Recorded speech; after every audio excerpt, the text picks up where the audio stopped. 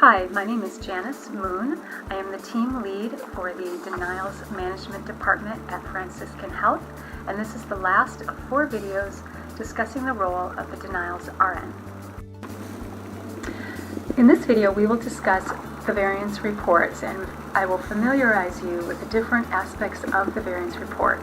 This report was created to provide meaningful data to hospitalists.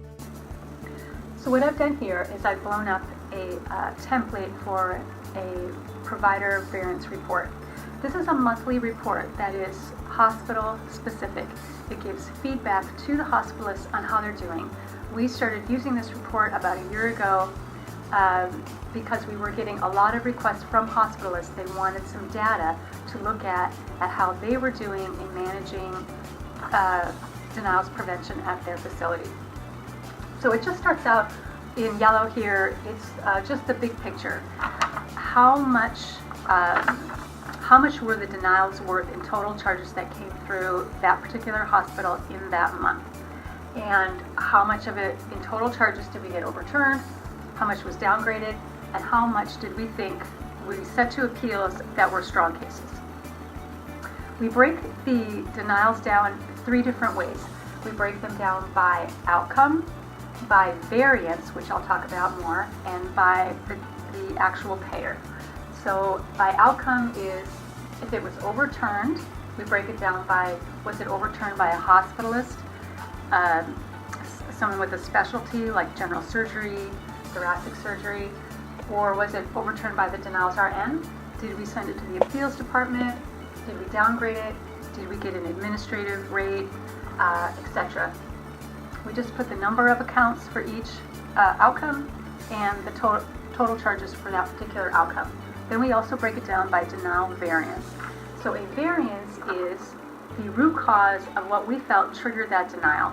And I have here listed just some of the basics. The first one would be, and this is often the most common, is payer error. They issued a denial saying that the patient stay did not meet inpatient criteria when in fact it did. So it's their error based on their own medical necessity review. They also may have triggered that denial based on lack of clinicals, where they state that they are denying a stay based on lack of clinicals, when in actuality we can prove to them that we sent clinicals timely, we have fax confirmation, and then usually when we send that information to them, they rescind that denial. They say, oh, okay, I see you sent timely for whatever reason, we can't find it, we misfiled it, and they will re-review and overturn it. So that is a payer error, lack of clinicals. Some denials we feel are triggered by the provider writing an inpatient order that is not supported by the clinical findings. Some denials are triggered by length of stay issues, where very difficult placement patient, it's discharge planning, and we get a continued stay denial because the patient is still in the hospital.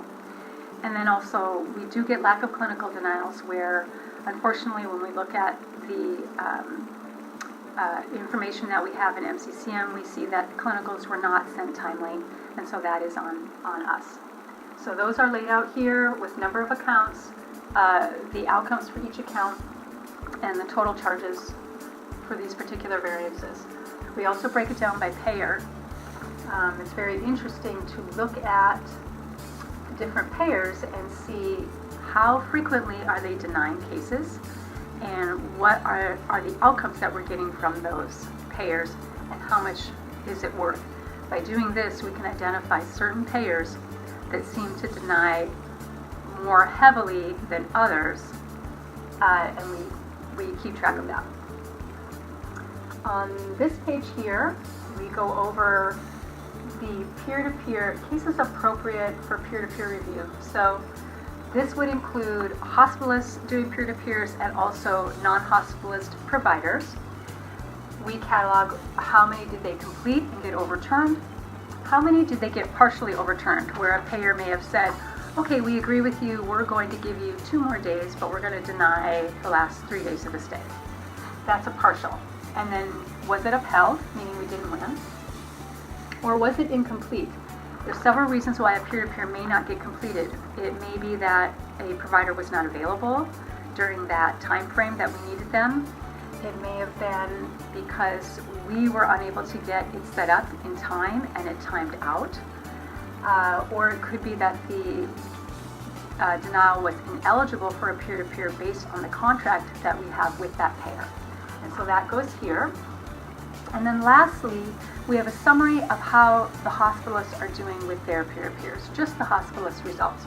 So this we look at the last 3 months of peer-to-peer activity, and we let them know, based on the last 3 months, you've won so many out of so many attempts, your success rate is this, and it was worth this much money.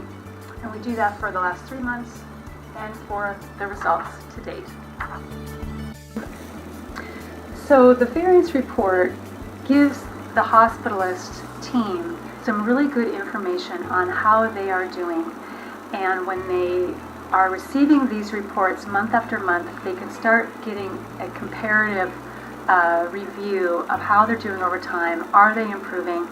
There are some really good, there's really good information in here that they can pull out that lets them know areas of improvement as well. And they seem very appreciative to have this information.